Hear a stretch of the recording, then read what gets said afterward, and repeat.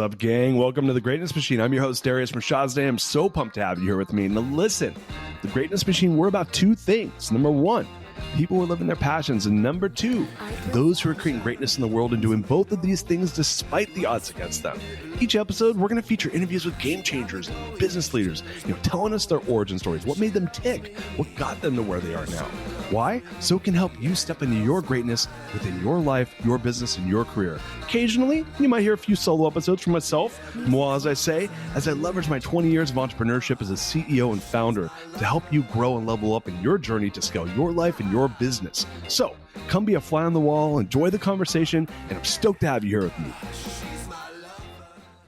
Guys, welcome to today's episode of The Greatness Machine. I'm your host, Darius Mirshahzadeh, and boy, do we have a special guest. Sam Goodner is in the house. What's up, my brother? My friend Darius, man, how are you doing? Man, we were off air, guys. We were just talking about this, and I'm like, he just caught me after Burning Man and 3 days in Vegas, so I'm doing pretty damn good. I'm surprised you're awake today. Dude, you know what? So I was with my forum, and I was like, hey, we have to plan that. And I was the day chair, and I'm like, okay, night one, we go big, and night two, we go not big. And how'd that play out for you? Dude, I'm telling you, it was embarrassing. It actually worked, but I'm going to tell you what we did in night two, which my forum's going to hate me. Actually, I don't even think I could do this. Forum confidential. Let's just say we ended up doing something that was like I was made fun of for later. It was like, it's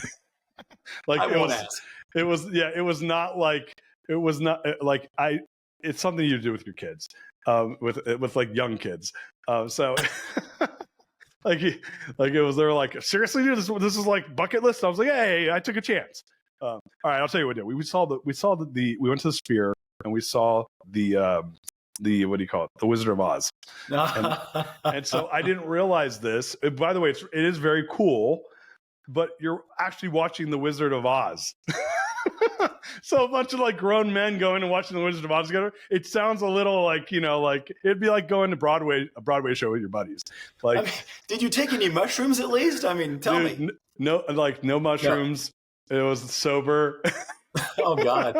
Like I said, I'm embarrassed. But night one, we did not go and see the Wizard of Oz. It was fun. So anyway, I just got back from that. But hey, man, welcome to the show, man. It's good to see you. It's good to be on the show. Great to see you too, my friend. So, you guys, I'm going to get a little background. So I met Sam, I think it was 2017. I landed in Boston Logan International, and it was on my way to Endicott House for GOT. I hadn't been back since '08, and I hitched a ride with you, and we rode an Uber together and Caroline to Endicott, and I was like.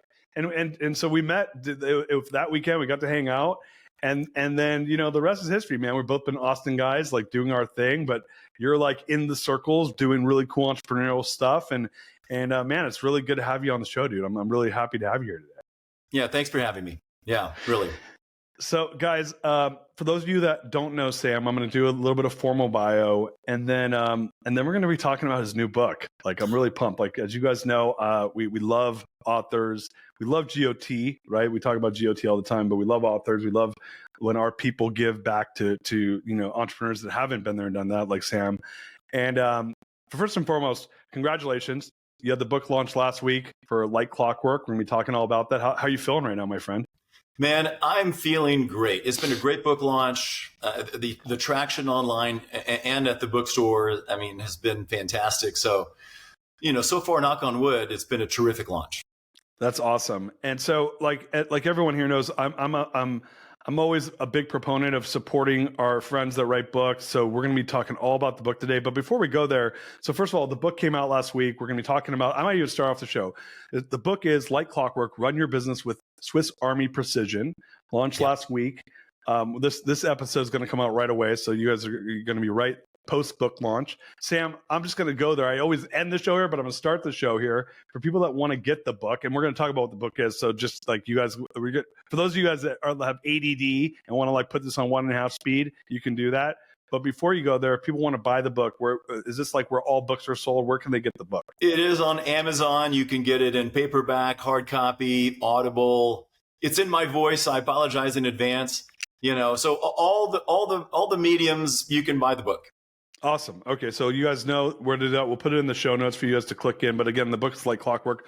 So you can be like, okay, great. Well, like he wrote a book, but like, what's this guy's credentials? And like you all know, like I get to hang out with some big dogs, right? So Sam is recognized as Inc. 500 CEO. But by the way, we are both Inc. 500 CEOs. I don't know. What number did you end up at? I was on the list twice. Once was 77. The other one was 365. Boom! This guy did was this before they did Inc. 5000 to let all the losers in? Yeah, all the losers above 501. I'm just kidding. Hey, I'm gonna flex right now. I was number 40, right? So we got 2 top 100s here. So you guys know that we're legit. Legit. I will tell you this, man. Making top 100. My goal, by the way, is I'm like, I just want to be top 100, and I did it once. And then I didn't do it. I probably qualified it in some other businesses, but that's a flex. Whenever someone puts Inc. 500 in their bio, I'm like, that's a flex. Because nowadays people are like Inc. 3,721. I'm like, don't you just get that for like being in business? like you grew a little bit. Good job. No, man. You survived 5 years. Congratulations. Yeah. Holy shit. That's still an accomplishment, but should you get an award for it? I don't know. On top of that, you're E&Y Entrepreneur of the Year, which is a massive flex, serial entrepreneur, founder of Catapult Systems, president and CSO, chief strategy officer of Flash Parking. He was also an investor in the business, came in and took them from a small company to scale. Unicorn status. I don't have that. I have a pink unicorn behind me, but that's not because I took something unicorn status, and retired 2 years ago and started working on the book. So, man, I would love if you could. Obviously, I want to like high level all these amazing things you did, all the vanity metrics we as entrepreneurs like to like say, hey, I did it. But we know that there's like we didn't start there. We all got our asses kicked before we ended up there. Give us a little bit of your background story, man. How'd you get to where you got? Yeah, so I have a weird background in that I was born in the U.S. to 2 American parents, but they moved to Europe when I was 1. So they moved to Europe. It was going to be just a 3-year work assignment for my dad, and they decided they fell in love with Europe. We're going to live there, raise our family in Switzerland. So I grew up in Switzerland from ages 1 to 20. My sister and I went to all the local schools. My parents became Swiss. We became Swiss citizens as well. And with the Swiss passport for men in Switzerland, we have compulsory military service. So after high school, like all my peers, I went and served in the Swiss Army. And it wasn't until after that I came back to the US to go to college, study computer science, ended up staying stateside, and started my first company in Austin, Texas at the age of 26. Now I'm going to date myself. That was back in 1993. So that company was Catapult Systems. It was an IT consulting firm. That's not what we wanted to start, by the way. That's what we started by default. We really wanted to be a software product company, but we didn't have any money. And this is early 90s, before venture capital firms were throwing buckets of money at enterprising young entrepreneurs. And so we thought to ourselves, well, we need to generate cash flow somehow. We're in this middle of this technology inflection point between mainframe computing and client server. I bet companies would pay us to help them figure that out. And so we became a consulting firm with the intention of, let's just take all those profits and funnel it into all these product ideas we had, which we did. We created our first product launch in 94, was Advanced Power Tools, then PowerDoc, then our flagship product, Inquisit, which became its own company and had its own successful exit 10 years later. But all along the way, we had built this successful IT consulting firm, which eventually became the #1 Microsoft partner in the world before I sold to a public company 20 years later. And that's when I retired for the first time. My wife and I decided to take our kids out of school for a year, homeschool them while traveling around the world for 13 and a half months, which we did. And then when I came back from that amazing family experience, I wasn't ready to retire, but I didn't want to start a company from scratch. So I started looking for a company to buy or invest in, but one that I could join full-time to help scale. So I became an angel investor and a mentor at Capital Factory and involved with Techstars and many other of those sort of incubators. And I looked over the course of a year, it took longer than I thought. I looked at over 100 deals. And then I finally met this young founder called Juan Rodriguez at a Starbucks one afternoon. He was introduced by a mutual friend of ours, and our 30-minute meeting became 3 hours. And I made 2 phone calls after that meeting. I called my wife and I said, I think I found it. And then I called a good friend of mine from YPO who was in my YPO forum before that, a guy called Dan Sharplin. And I said, hey, listen, remember I told you I was looking for a company to buy or invest in? He's like, okay, why are you telling me that? I'm like, well, I think you should look at this deal too. I'd like you to co-invest with me and I'd like to put you on our board. But really what I want is your whole operations team from your old company, side controls who all now work at Siemens. Long story short, we took down the whole round they were raising. I put myself on the team as president full time. My friend Dan joined the board as chairman. And the rest is history. We went from 12 employees to becoming, the largest parking technology company in the world. And like you said, at our last round of funding, we achieved unicorn status, which is pretty cool.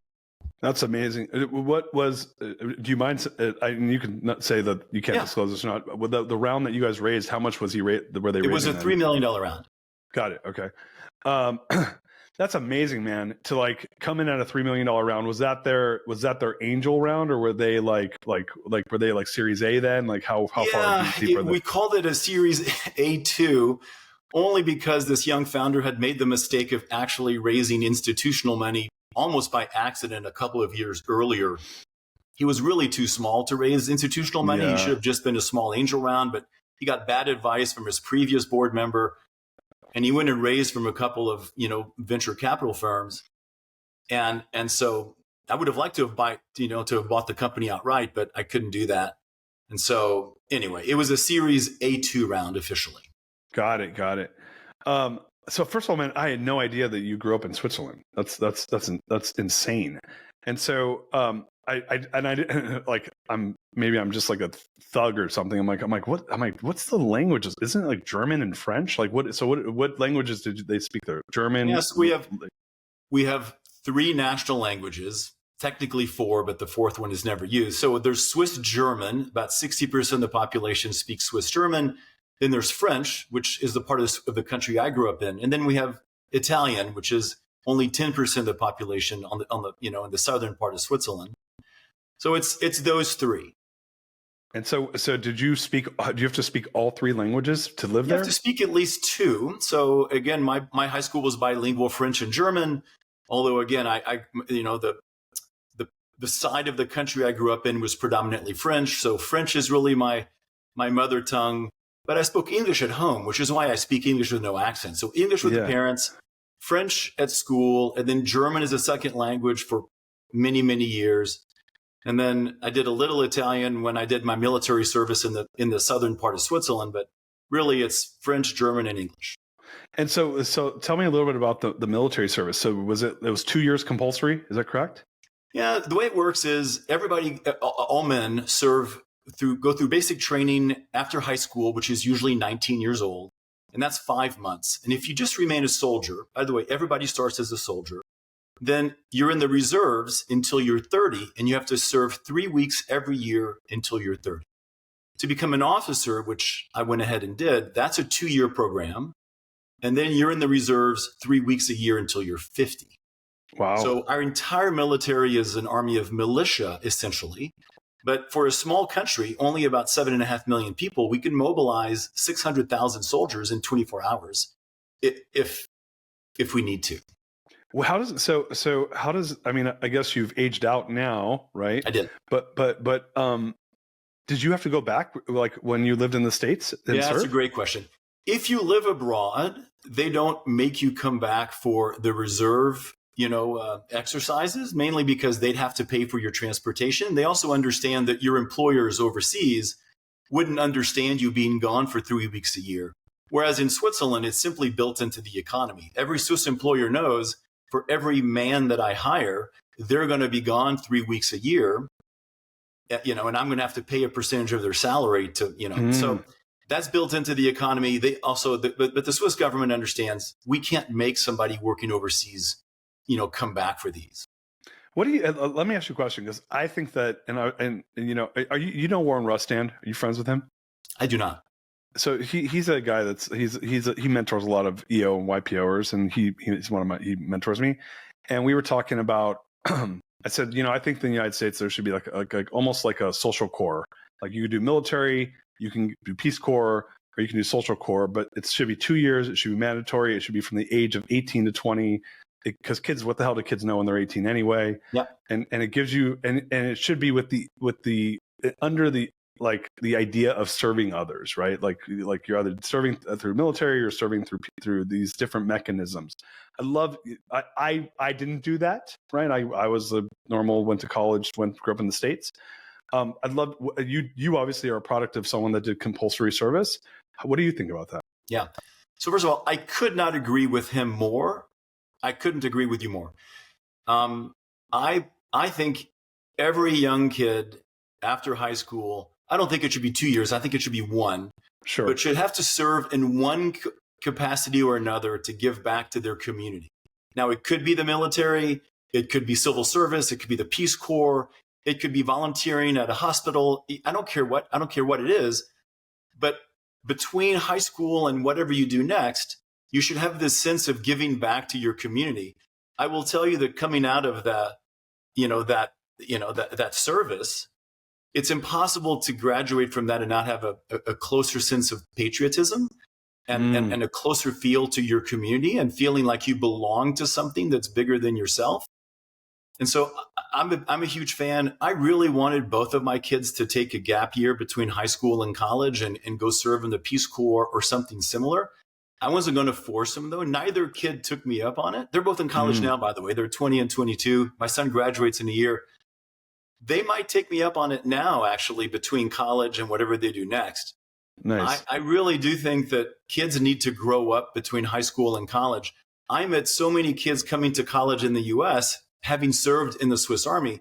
I met so many kids that were not ready to be in college. They just didn't have the maturity.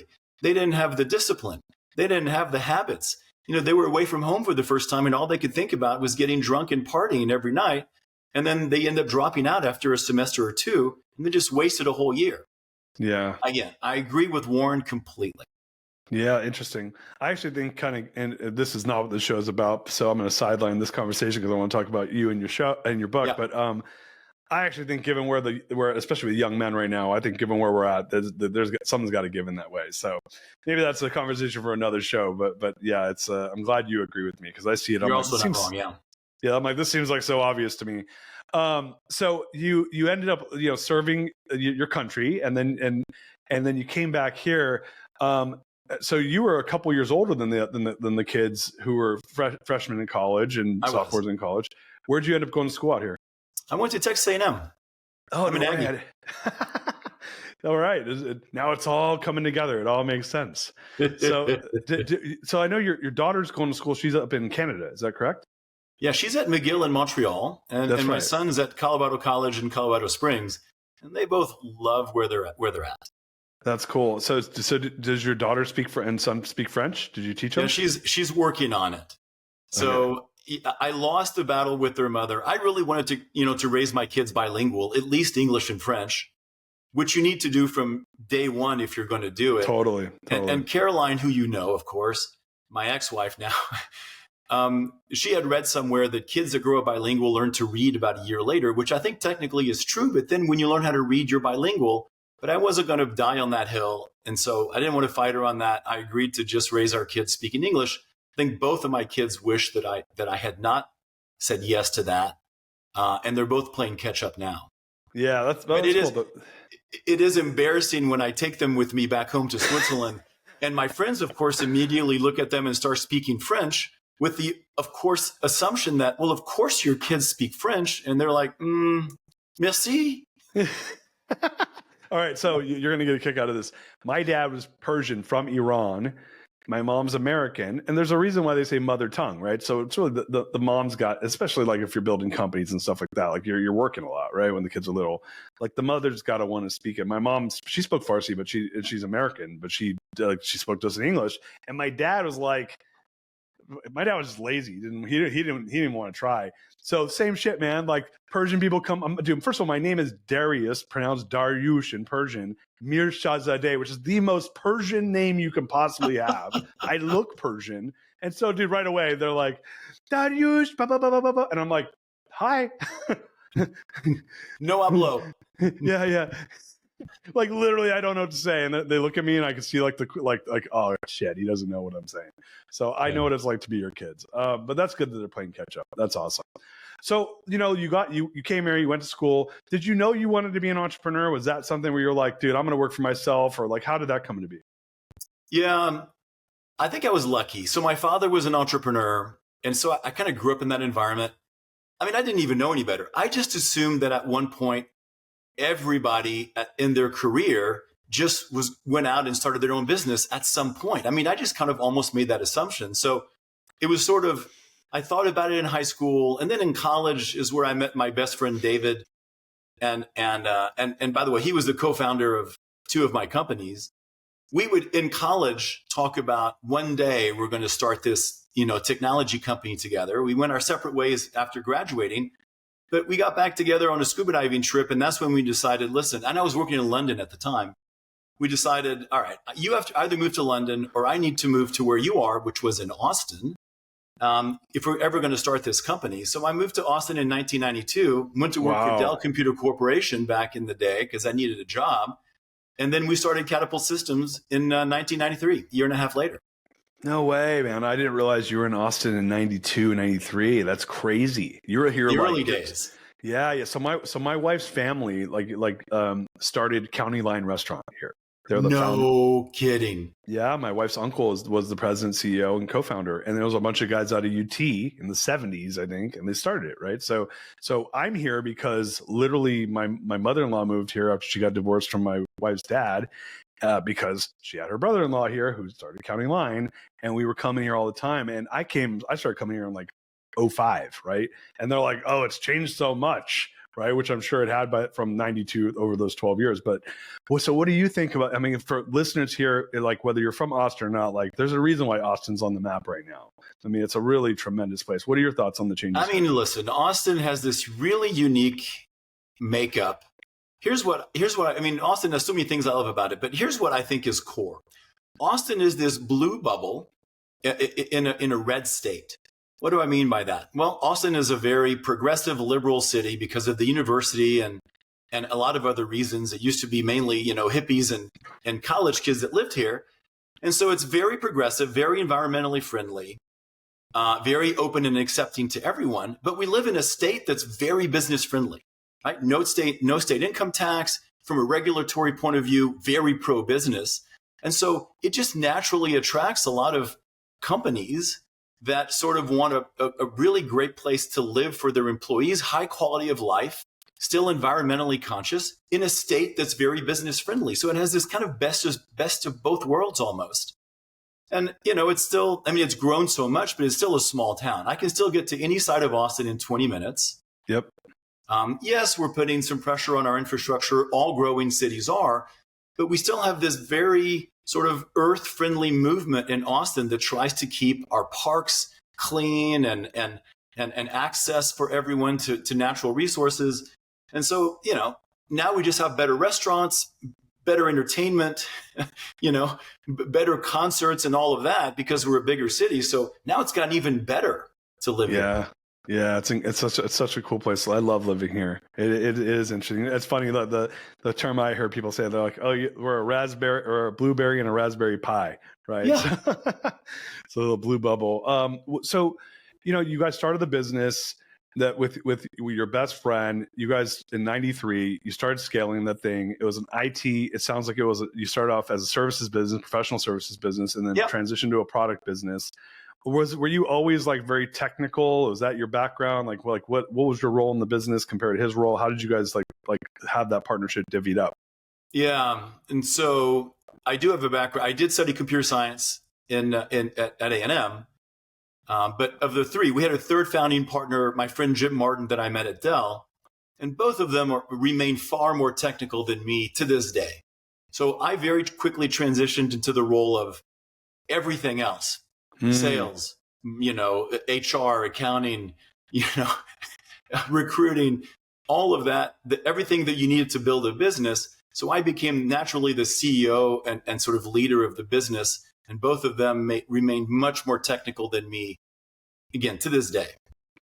And so in building that business, And again, like I know what people sometimes they can't share. Like how big did that business get to as far as size wise, like revenue, headcount, whatever you feel comfortable sharing? Yeah. So I mean, listen, we were right at 70 million in revenue. Wow. When I sold that business to a public company in 2013, along the way we had built this software product company called Inquisit that we spun off, and it had its own exit in 2007.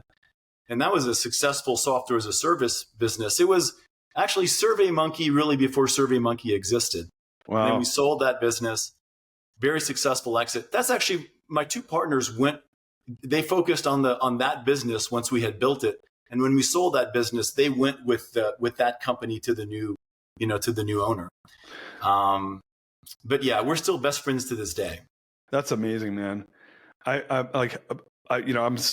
speaking in 2 weeks to Reno Startup Week. One of my forum mates puts that on. He's really involved in community development there, and I'm doing a talk on what it takes to have a good business partner, right? And so I'd love your, like, by the way, I've had 15 different business partners in my career, and I have a very small percentage of those what I would say were great partners. Lots of partnerships that actually didn't work out.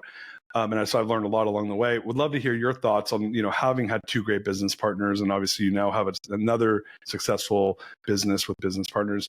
What do you think for you? If you say the number one thing, and entrepreneurs who are listening to this, what's the number one thing do you think people need to look out for to make sure that they have both a good partnership and to make sure they don't have a bad one? The way I look at getting in partnering with a business partner in business, it's like getting married to them without makeup sex. It's true. And so all the sort of, the same criteria you would use to choose a life partner, as a spouse, you're sort of looking at that same filter for a business partner, because, you have a honeymoon period, like every relationship, and then reality sets in and you're living together. And so here are the attributes that I think really that matter. Number one, I think it really helps if you have very complementary skills and personalities. I think if you're the same person, that's going to be very difficult to be a partner for a long time. So it helps to have complementary, again, not only skill sets, but literally personalities. Like whatever personality test you want to take, you should not come up in the same quadrant as any one of your business partners. The second one is, among the entire group of partners, whether it's 2, 3, or 4, or however many of you there has to be a unanimous understanding of who is going to be the CEO. And there should be no question about that. So we're equal partners, we're shareholders in many ways, and we're on the executive team together, or on a board together. But at the very end of the day, if we have we can argue like brothers or sisters. I mean, really get passionate about our defending our ideas. But at the end of the day, everyone needs to still defer to the CEO for the final and ultimate decision. If that is not understood between the partners, and there's two partners that are sort of vying for that same alpha position, it's never going to work. Yeah. That's it. So complementary skills, know that you're going to have a honeymoon period, and you're going to have some times where it's going to be, it's going to be tough, and you're going to have to really have good communication skills with that partner or those partners to get through those times. And there has to be unanimously agreed upon among all the partners who is the alpha. I love that, man. I'm going to throw something at you. I want to get your 2 cents on this. But I 100% agree with everything that you said. And I think that actually putting on the hat of like, would I marry this person if it was like, because I'm getting married to them? Like, I know that's weird for people depending on what their, what gender they like. But like putting that gender stuff aside, me like, would I marry that personality? Right? Yeah. Like, would that be someone I could live with and enjoy life with? Because you're going to be doing a lot of not enjoying life. It's going to be hard, And so you got to be able to enjoy the hard times together. I had lunch with my business partner yesterday of 7 years. And dude, he said to me, we haven't been business partners for a few years. And he said, I haven't laughed this hard in 5 years. And it was because, and the last time we laughed that hard was when we were business partners together, right? Because we would laugh a lot together. So I think, like, I hadn't thought about that. Like, what are your thoughts on that? 100%. Again, I want to cheer for my partners, and I want them to cheer for me. I want them to be successful.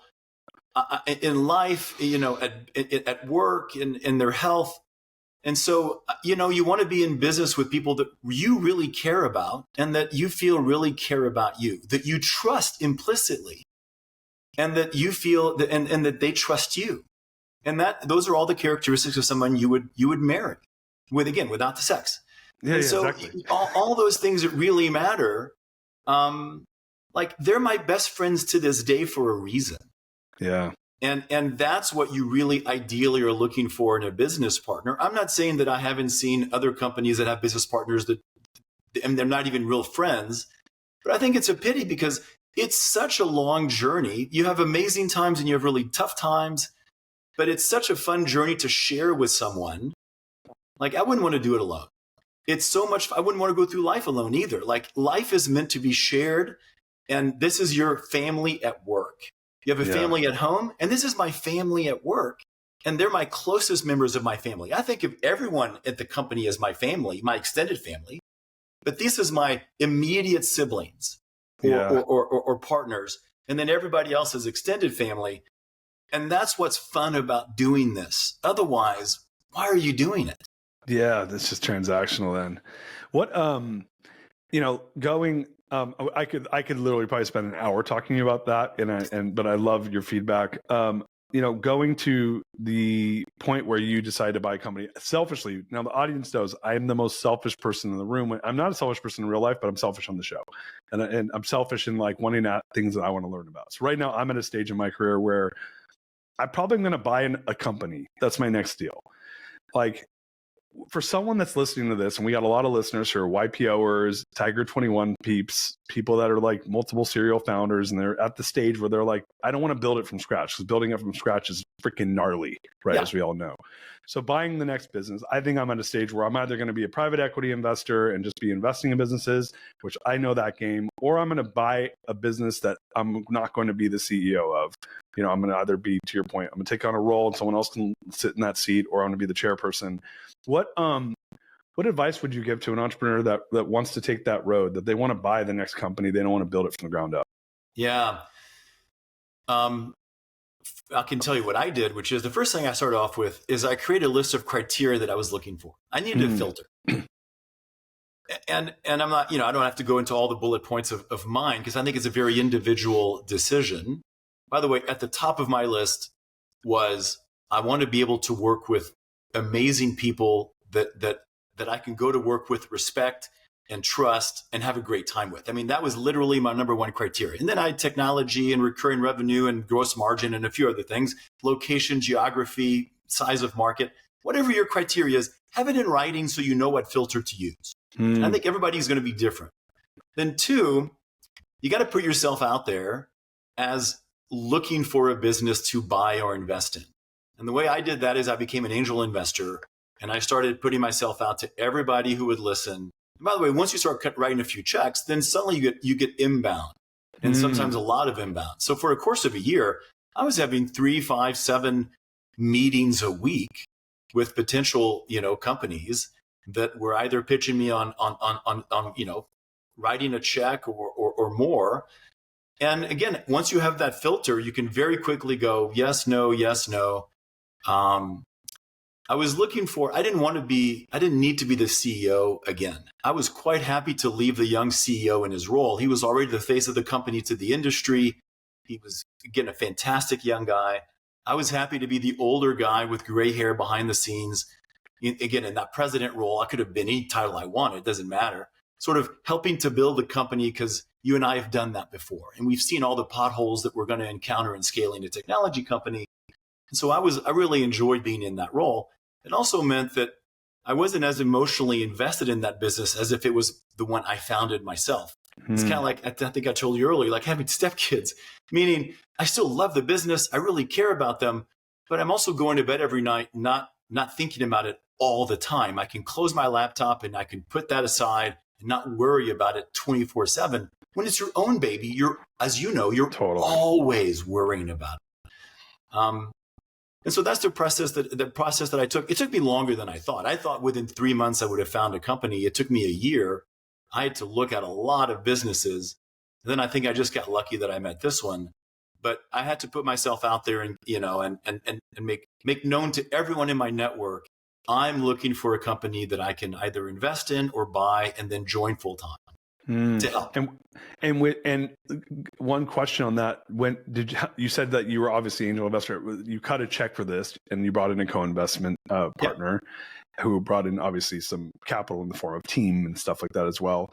How many checks did you have to cut during that year to, like, would you guess? All in all, probably 20. Okay. So a bunch of, and as an angel investor, you right size those checks based off of like those are smaller checks, right? An angel investor check in Austin is 25 to 50K typically, sometimes a little bit bigger, but that's typically your average check. And becoming a mentor at Capital Factory, by the way, I know you're familiar with Capital Factory in Austin, was been such a rewarding experience too. I made a lot of connections through Capital Factory too. What would you? So I'm not a technical person, and there's probably a lot of non-technical people listening who might be at their stage where they're interested. I would probably look at more like private equity deals, like less that are going to do venture rounds and stuff like that. What advice would you have for someone like myself? So let me make sure I understand your question. What do you mean by that? So I'm a person that wants to go and kind of do a version of what you're talking about, either buy a company or invest and go alongside the founders, right? But have control more than likely. But I want to do it. So I know the model in venture, right? Like venture is a little bit more of a developed market when it comes to angel investing, cutting checks in the different rounds when people I know venture is having issues right now, but putting that aside, for more traditional businesses, like when you're like, I'm not talking like a janitor cleanup business or something like that, but it's more of a private equity type investment. If you were going to make those same type of investments, but more from a private equity standpoint, less from a venture capital standpoint, I agree with you. Having a criteria is important. How would you think about it? I love your idea of like going out to your network and be like, hey man, I'm looking to buy or invest in a company. We all have a lot of friends who are entrepreneurs. Now at least people know what you're doing, and if they know, they can try to help. B, spending time, knowing what the deal looks like, what you want in a deal. And I'm guessing the more deals you looked at, the more you refine that criteria. But see, the part that I have the question mark on is, I think venture, you could join like a Capital Factory where there's a ton of deal flow, right? If you weren't, or at least that's my assumption. Maybe I'm wrong. But if you're going to look at more like traditional businesses or private equity type of investments, how might you do that given like your experience of having done it through venture? Yeah, again, I've never been part of a venture capital firm or private equity firm. What I did do, though, is I also went out to everyone I knew in venture capital and private equity to let them know, hey, listen, I know you guys look at more deals than I do. If there's a deal that you're going to pass on, or maybe you need a seasoned executive that you'd like to co-invest with you and then help steward the company to a better outcome. So I made myself available and known to at least everyone I knew in the space. And frankly, that's how I met this deal. I was introduced to the young founder of this company through Next Gen Ventures, who said, listen, we saw this young company, they're raising around. We can't invest in them because they don't meet our criteria. And frankly, they're first-time founders. So it's a no-go for us. But maybe for you, you should take a look at them. That's how I met Juan. Wow. Okay, cool. That's great advice. I like I said, I'm selfish, so I'm asking for my own selfish needs. Yeah. So obviously that's worked out well. The business has scaled tremendously. The unicorn status is a massive accomplishment in the world of entrepreneurism. You're now in this chapter of your career where you're giving back. You wrote the book. Like, tell us a little about, I want to hear all about it, man. Like, what was the motivation to write the book? Tell us what the book's about. Like, let's get into it. Yeah. I've actually been keeping notes on this book for 25 years. And it's 100% about giving back to the entrepreneurial community that's given so much to me. So it's 100% labor of love. Being a mentor at Capital Factory now for 10 years is also one of the, an impetus to write the book. I find myself giving almost the same advice over and over and over again to young entrepreneurs because they all face some of the same challenges as they try to scale a business. So I finally decided, listen, for my own selfish reasons like you, I'm going to write a book. And next time I'm in office hours with a young founder at Capital Factory, I can go here, read chapter 17, and then come back in 2 weeks. But the book, I mentioned I served as an officer in the Swiss Army. I was in our version of our special forces. And so I wanted a different sort of take on the book. So every one of the 30 chapters starts with a story from my time serving as an officer in the Swiss Army, a principle that I learned during that time and later applied at one of the companies I've run over 30 years. And then to sort of complement that picture, every one of the 30 chapters, I interviewed a third-party entrepreneur or CEO and how they implemented that same principle at their business to give a different perspective. And so everything is a story. It's a story from my time in the Swiss Army, a story of how I actually implemented this at Catapult or Inquisit or Flash Parking, and then somebody else's story and how they implemented it at their business. And it was such a fun project to do. I love that, man. Did you, so how did you started? Did you use like a hybrid publisher? Did you guys go through a more traditional publisher? What was your thought process around that when you decided to write the book? Yeah. So when I finally, put pen to paper, I went in and found my own publisher. I wanted to write it. So I didn't use a ghostwriter. I wanted to write the book myself. I did, however, with the publisher, immediately get an editor. And having an editor, kept me on a schedule, which, as you know, is so important if you want to get work done. As soon as you put on a schedule, now I have deliverables every week. I have a call with him every week. I owe him so many chapters every week. I'm reviewing his edits to my edits and back and forth.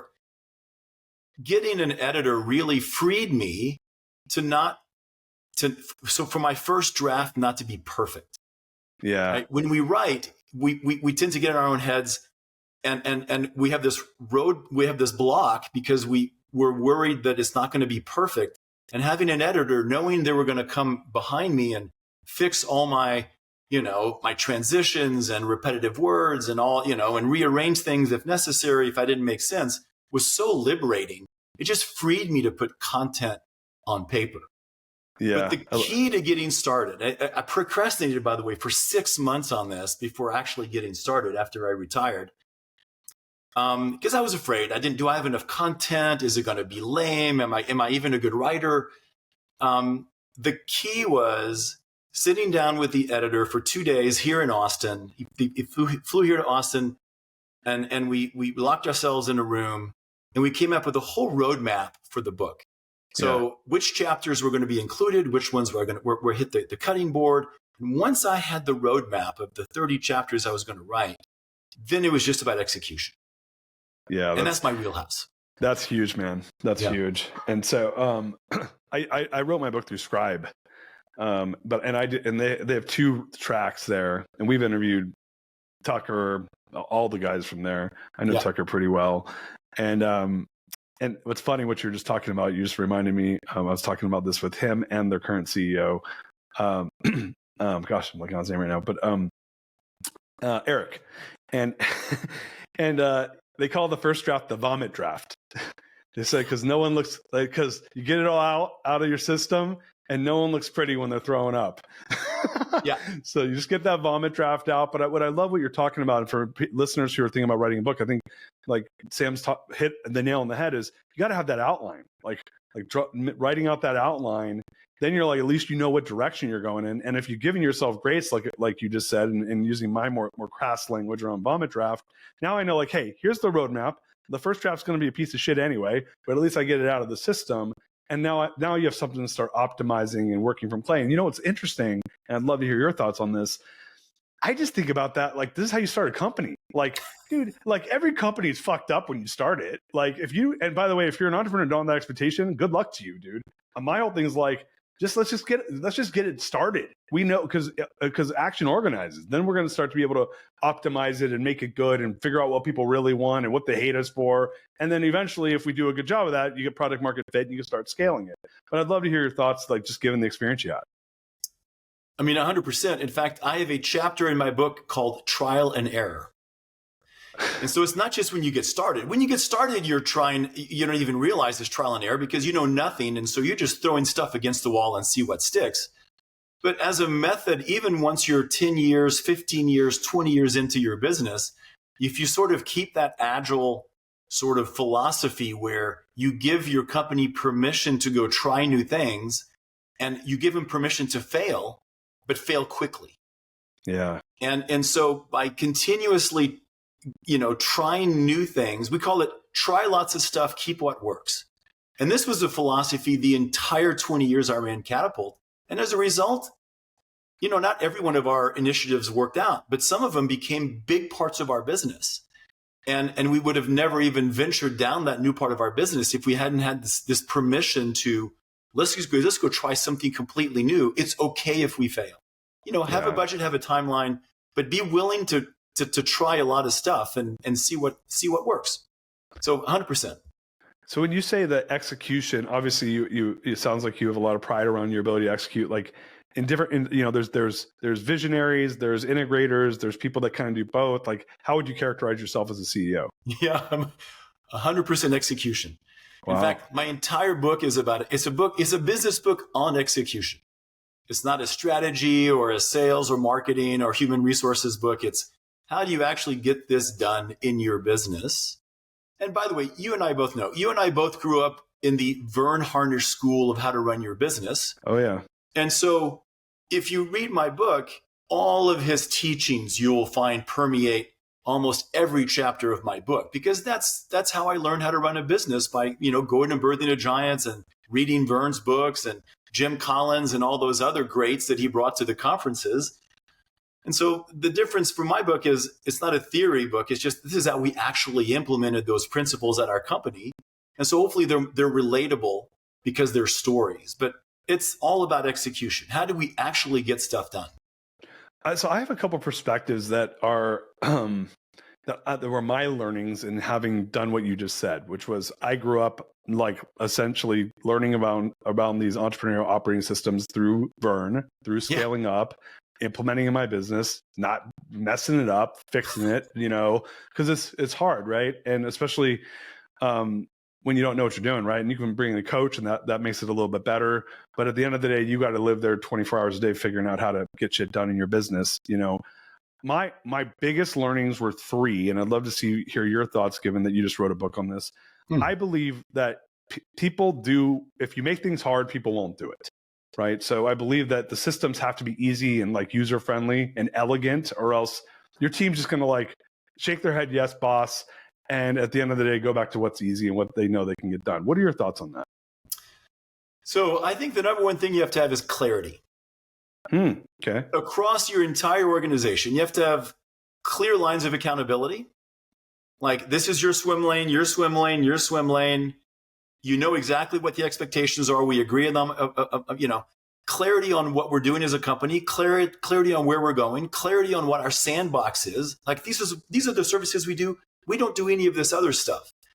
I mean, I could give you 20 examples of why clarity matters, but if you have absolute clarity, then it becomes easy. It's anytime you have ambiguity or confusion and people are stepping on toes or don't know really, if you have clarity and you're faced with a decision, it's really easy to make that decision, especially if you establish, what we call our rules of empowerment. But I think having clarity in your org chart, clarity in what part of the business you work in, clarity in our mission, all of that. Yeah, there's a saying that people buy clarity, right? Which is like one of my favorite things I've heard. I'm like, yeah, people buy clarity, right? If they understand it, they can buy into it. They buy into it, they'll do it. To your point, like if people are clear on what their job is, who reports to who, what's the mission of the company, why are we selling what we sell, why are we making a profit? Yeah, what do we believe in? All that stuff, right? So you'll appreciate it. The book I wrote is called The Core Value Equation, which is how do you operationalize core values in the business, right?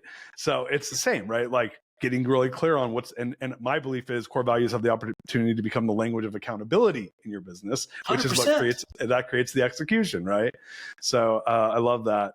What do you think? Like, when I've advised a lot of entrepreneurs and CEOs, and one of the things that I often say to them when we're talking about building execution systems in their companies, I go, look,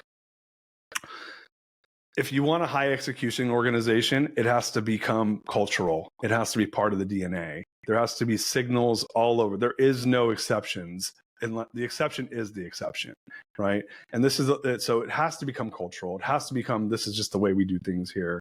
And to your point, without clarity, you don't even get to have that opportunity. So clarity first, but secondly, having that like perspective that, hey, we're a high accountability organization, and that is a cultural part of who we are. What do you think about that, and how do you recommend that, or what are parts of the book that kind of talk about that type of ideology? I have several chapters that actually talk about exactly this. And it starts with, if whatever you're going to implement in your business, you have to implement it ubiquitously across the entire organization. So for example, if you're going to implement measurable objectives, which is at some point really important to drive accountability and across the organization, if you don't do it all the way up to the executive team, including the CEO, you have no credibility. Like, I want you guys to have measurable objectives. I don't need them because, we're the C-suite. That's not going to work. Clarity, like I talked about. And at some point you have to, what I call, codify your best practices. You actually have to think through, what are my best practices, and then put them in writing so that you can then train people on them. And so everybody's on the same page. So, I could give you 1,000 examples of how to codify your best practices, but until you take the time to think through what they are and write them down so people can be trained on them, then then execution will be sort of random. You might execute one way, I might execute another. So, of all the codifying of your best practices, the most important is, of course, to codify your sales best practices. If you want to grow, then you have to know what you're selling, who you're selling to, how to sell. And if you just go hire a salesperson and say, good luck, go out there and sell our stuff, they're never going to succeed. So the first thing, and this is straight from Jack Daly, who I know you're a big fan of, right? Author of the Sales Playbook and Hyper Sales Growth. You got to write a sales playbook. When you get started, you're the CEO and you're the one doing all the selling. You're figuring out all the objections and how to get in front of the right decision makers and who am I going after and all that. Well, once you figure that out, if you want to hire another salesperson or God forbid, build a sales team, you have to codify all of that so that you can train them on, this is our target market. These are the decision makers in that target market. This is how you get in front of those decision makers. These are the objections you're going to hear. This is how to overcome those objections. This is what a first email, second email, third email looks like. This is what a proposal looks like. And so on and so forth. Until you've done that, you should not go build a sales organization. Yeah, I love that. And what I think a lot of times, as a lot of entrepreneurs, who struggle with this stuff, at least what I've seen, is they are our friend Mike Maddock calls it idea monkey, right? You got idea monkeys, visionaries, just hopping around, really good at like ideating. I'm kind of an idea monkey, but my number one strength in Strength Finder is the achiever. So I'm like, dude, if shit doesn't get done, it like grates at my soul, right? I shouldn't be the one doing it, but things have to get done, which is what got me so geeked out on like, how do you build these systems? And what I found, like, one of the biggest things I see that's a failure with most entrepreneurs, too many ideas, not enough execution, and then they'll go and they'll start spreading themselves into these 6 different products, 6 different ideas, and not staying focused on like the number one thing being the number one thing, as our friend Vern talks about. What are your thoughts on that? So first of all, 100% agree. And I think there's 2 things. When a company stops scaling, usually they hit a $3 million mark and they're stuck there. 2 things are going on. Number one, like you said, lack of focus. My question there, which Vern, of course, espouses, is what are you best in the world at? Or can aspire to become best in the world at? How are you different than everyone else in your industry? And what is your unfair advantage? Once you figure that out, the key is focus, focus, focus. I know you're tempted to go do this. We all have ADD. Let's go try that. Not in the beginning. In the beginning, you figure out who are your most profitable customers, who have the shortest sales cycles, who call the support line the least, which ones have the highest renewal rates, and you focus in on them. Yeah. So number one is focus. Number 2, the CEO has to get out of the way, or the founder has to get out of the way. Companies stop to scale because the CEO, and it's not because they're bad people, they're just so used to it, they're in the middle of all the decisions. They may have put people in charge of those departments, but they're still in the middle of every decision. And so you actually have to be willing to delegate decision-making. Yep. It's what I call decentralized decision-making. And truly then, you got to hire the right people. You got to give them clear swim lanes. That's the clarity I was talking about. And then your job as the CEO is get out of the way and let them do their job, because hopefully they're better at it than you. That's why you hired them in the first place. Get out of their kitchen, go focus on the bigger questions, the next strategy, the next big product thing, whatever it is. Let them run the business. When that happens, companies catch a gear and that flywheel starts turning. Focus and decentralized decision-making. That's the key to breaking that $3 million ceiling. I love that, man. And so many words of wisdom here and so many pearls. Man, I should have booked a longer podcast with you because we're out of time. Look, obviously the book's out. I'm super excited for everyone to go get it. You guys, it's like Clockwork, Run Your Business with Swiss Army Precision. Launched last week. Everyone go out there and get it. I love a couple of things. Number one is, who's the ideal audience for this book? You said that they can get it where books are sold, but where can people, learn more about you, Sam? And then I'd love to go to the greatness question. Yeah. So if they want to learn more about me or whatever, samgoodner.com, you can find out about the book, see all the chapters, you can see my background and a whole bunch of other resources there. So samgoodner.com if you want to find out more about me, amazon.com for the book. And then the greatness question was, Wait, before we go, the number? Go ahead. Before we go to the greatness question, I want to go back. Who's the ideal audience? Who's like, man, like there's books like I like first of all, like me reading like Mastering the Rockefeller Habits, like changed my life, right? Like who's that person that's like the minute they read this, it's like you're changing their life. So this book is squarely focused on entrepreneurs and their executive teams, first and foremost. Or if you're working for a larger company and you're a business unit leader, but you have to have the authority to make decisions. So if you can't implement change within your business unit, then this is probably not for you, because it'll just give you a bunch of ideas that you can't go execute on. But clearly, if you're the founder and if you're the member of their executive team, then this book is targeted at you. Okay. So you guys, if you're out there making decisions, trying to scale your business, you're lucky enough for Sam to take a step away from and retiring to write this jewel of a book for you to learn from. So go out there, support him and support yourself by reading it. I'm a been there, done that guy. And it's so funny. Like as you're talking, I was like, oh man, I'm thinking about like investing in this company right now. I'm like, oh, I gotta have my guy read this book. I got to read it first just so I can make sure like I'm doing it with integrity. But I was like, man, these best practices that we just kind of learn and become muscle memory for us, until you have that, like, I don't know till I'm looking under the hood what they need, right? But if you don't have that wealth of knowledge that 30 plus years of business gets you in building 2 Inc. 500 companies, becoming Entrepreneur of the Year, building a unicorn, which by the way, like literally is like 0.1% of the population, maybe. Like this is a freebie. This is a gift to you. So go out there, support Sam, check out this book. I'm going to give you the greatness question and we're going to get this wrapped up. Sound good, Sam? Let's do it. All right. What is the number one barrier to creating greatness that you've overcome in your life, and how did you overcome it? Yeah. So I had to think about that. Here's one of my favorite quotes. It's actually from a friend of mine, Amy Jo Martin. And her quote is, "We vote with our time for the life we want to live." We vote with our time for the life we want to live. And so often we get caught up in stuff that's not contributing to who we want to be or what we want to do with our business or our personal lives or our family life. And it just is it's a distraction. And so actually time boxing and looking at your calendar, there's many ways of doing this, right? I'm not promoting a specific theory or framework. But if you really look at where you're spending your time and how you're spending your time, who you're spending it with and what are you spending it on, and you look at that over the course of a week or a month, that'll tell you the answer of what you're doing. And if it's taking you in the direction you want to go, then you're going to have to reprioritize where you spend your time. It's that simple.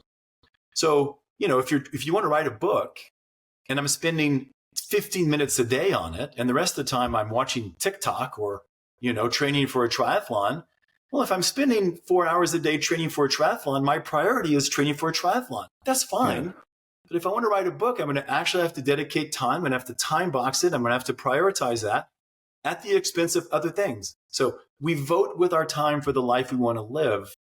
Once you figure out that equation of where you spend your time, you can do whatever you want. I love that, man. That's amazing. One of the things, I had this thing that happened a few years ago where it was a friend of mine, Tim Ferriss, had he called it auditing your calendar instead of a New Year's resolution, which is the same idea. And what he recommended was go back and look at your calendar for the last previous year and do what you just said. And that'll tell you, to your point, what do you care about? And is that what you want your life to look? Is that what you want your life to look like? So so much wisdom, man. Like you were such a wealth of information and knowledge and wisdom, and like so much gratitude from us having you here at the Greatness Machine today. Thank you so much, Sam.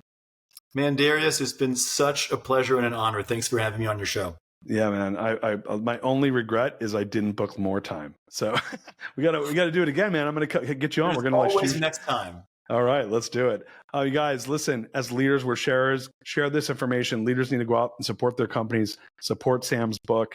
Until next time, peace out, everybody. We love you.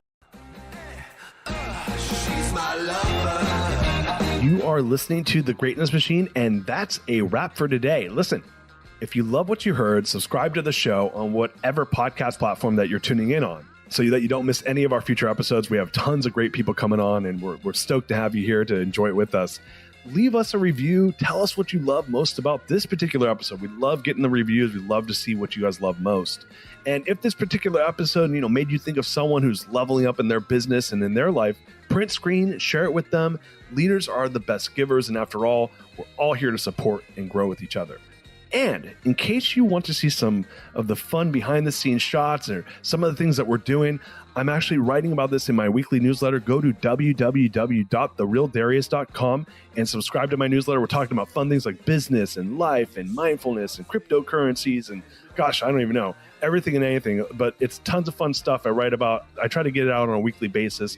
You can subscribe at www.therealdarius.com. And with that said, look, thank you guys so much. I appreciate you. I love you. Peace. We're out of here. See you guys on the next one. She's my lover.